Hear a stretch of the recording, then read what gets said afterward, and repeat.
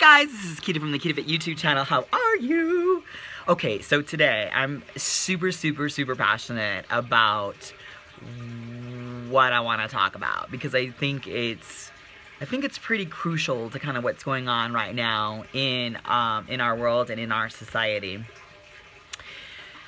So here goes. How many times do you notice that when someone asks us about a situation, or say we're in an environment where we're sharing a story about someone or something, I want you to just pause for a moment inside of yourself. So this is going to take a big responsibility within ourselves, and believe me, our ego is not going to want to do this. We're not going to want to do this, but I want you to just kind of play around with this in your mind. I want you to think about this. Think about the last time you shared a personal story about someone. I got a perfect scenario. Okay, Thanksgiving is coming up. So I want you to think about a story you have about a relative. I want you to think about a story you have about a relationship, about your relatives, or a story about a family dynamic. And I want you to kind of ask yourself, why does that situation bother you so much? What is it in that situation that really drives you to be upset about? And I'm going to go ahead and just share a real personal story with y'all here, and I hope she doesn't mind. But I want to just tell you, my mother-in-law, my husband's mom, used to bring about great pain for me, and great heartache, and great stress, and just honestly a lot of sadness. And I know I did that same thing for her. We both had our stories about who the other person was, and I know this can happen a lot of time in in-law situations. There's always going to just be personality clashes. There's just always going to be, you know, something about that person, right? It's a boundary. It's so many things. Boundary issues, it can be so many different things. But anyway, for me, I'll tell you, we have a successful relationship now, and I'll tell you how that happened. That happened because I decided to change the lens that I was seeing her through. I decided that enough is enough. I think it was like 12 years that we had gone on this not good relationship. And I just made a decision. I made a decision, and I think she had a stroke because I just picked up the phone. It was in the summer, and I just said, hey, we're going to go. A bunch of us are going to the races. You want to go? And I'm sure she fainted because I think there was like, I was like, hello, McFly. There was nobody on the other end. But the neat thing was, guess what? I think she was ready for the change too, because she said yes.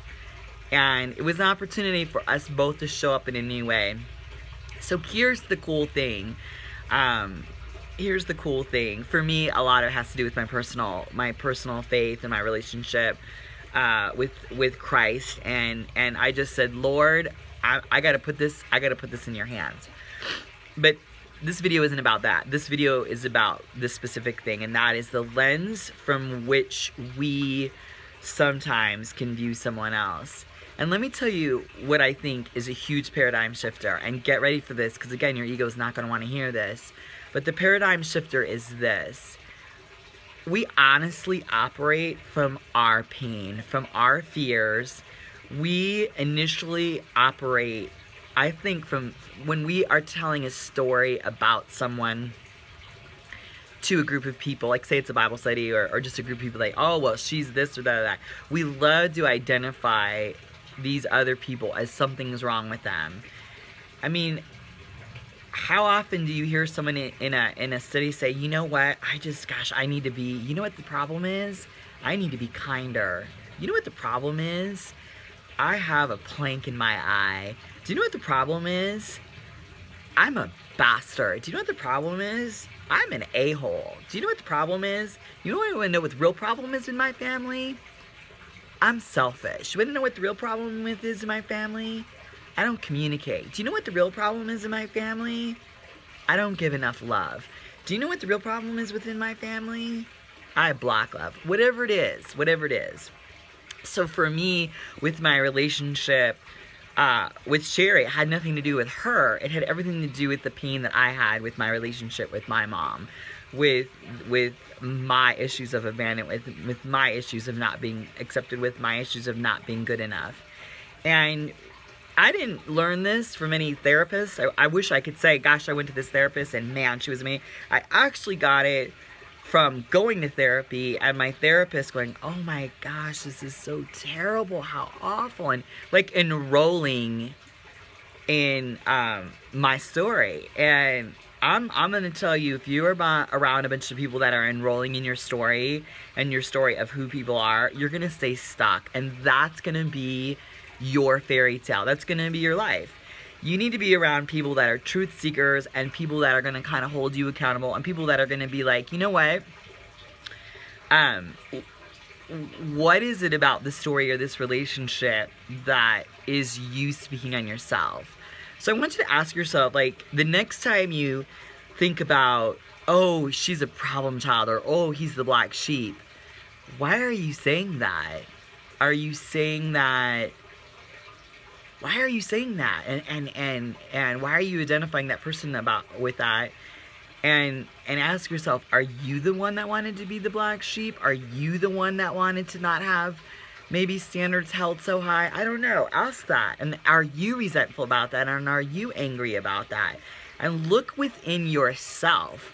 You know, this whole political, what's happening in the political side, Trump or Clinton, like, why are you so upset about the other side? What is it that is so upsetting to you?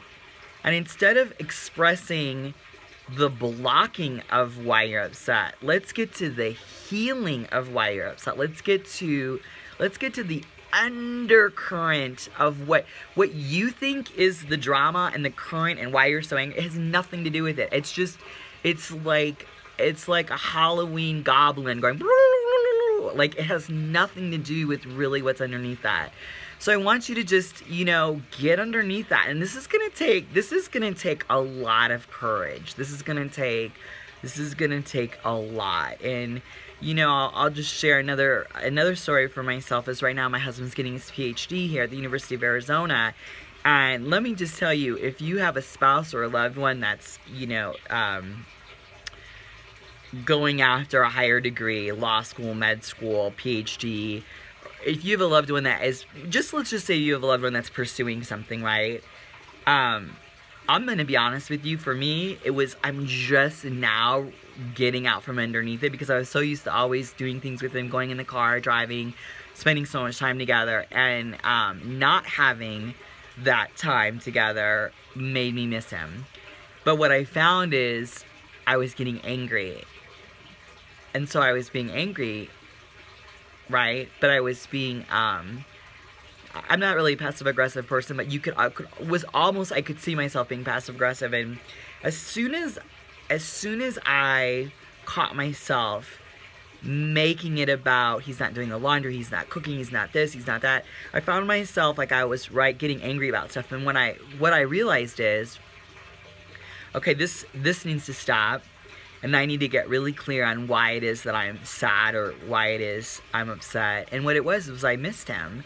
So I went in and sat down and I just said, I miss you. I miss our time together. I'm resentful because I feel like you're going and achieving this PhD and I'm cleaning a house and doing laundry. I feel like it's tough for me getting a job here. Just so many different things, right? But when I was really able to sit down with him and have that honest conversation, it's amazing the transformation that took place. He was able to see my authentic self and to see that I was really hurting and that I was really missing him.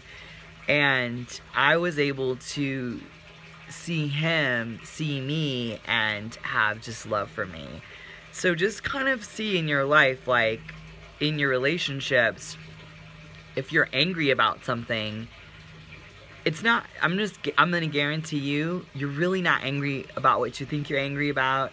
You're really angry. You're either in a state of fear, you're in a state of needing love. I think those are really the two things, are love and fear for me. Those are, if you to get underneath it, to get underneath it, to get underneath it, to get underneath it, to get underneath it. I think in mother and daughter relationships and in-laws, I think what it is for, and I'm just projecting here, but I think for Sherry, for my mother-in-law, it was maybe a sense of she was going to lose her son, which what I think now she realizes, she didn't lose a son, she gained a daughter. She gained someone that when she's 102 is going to dye her hair pink and put rhinestones on her fingernails. Right? I mean, her life is going to be fuller and brighter and even more beautiful. And sometimes her son doesn't like to give her all this zhuzh on the phone. Now she has someone that gives her the zhuzh and gives her like a cheerleading aspect of what's going on in her son's life. I think for me, I had to let go of her being judgmental of me, of her of feeling that, right? And just realizing that too, her love language and who she is, and this is key, is completely different than my love language and who I am. So realizing that someone's love language can be totally different than your love language is always going to be a real freedom. So, for example, my mother-in-law is not a touchy, feely person at all. In fact, it almost makes her uncomfortable. So the love language that she seeks is not that. Her love language is understanding you have certain boundaries, you need to keep a certain distance from her. When you give her that, then she relaxes, and then she relaxes down into her authentic self.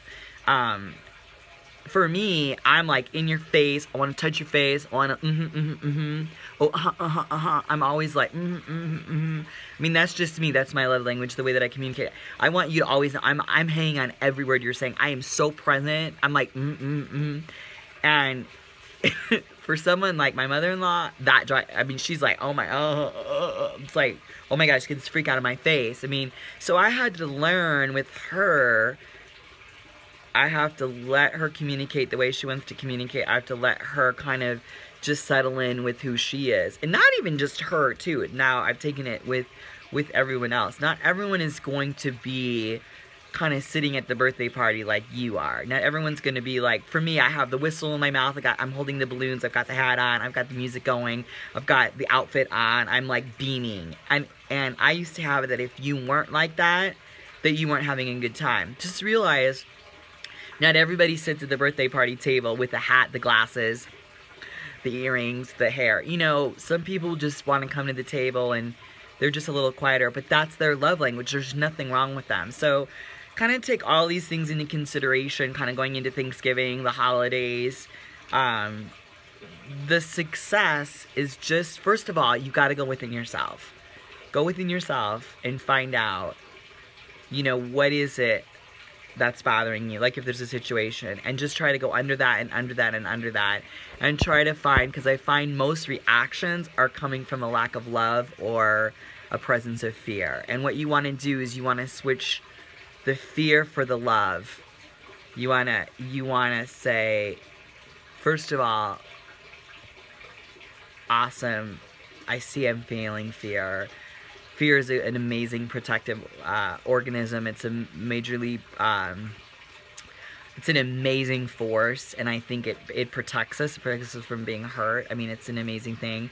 But fear is always going to limit you. You're never going to fly to the highest of flights if you are in the state of fear.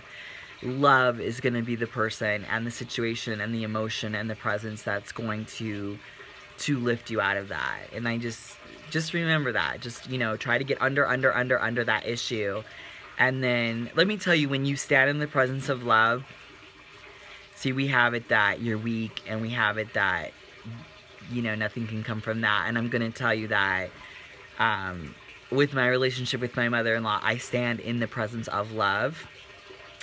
And we have an amazing relationship, an amazing, like, I will just call her to talk to her for like an hour, like an amazing relationship. And that happened and can only happen because I stand in that presence of love. I stand in that presence of vulnerability. And when you're in that presence of just total love, you're being authentic and you're living in your authentic self. And And that's what life is all about. That's the gift that we give ourselves and that we give each other. Yeah, it's pretty cool. So just, you know,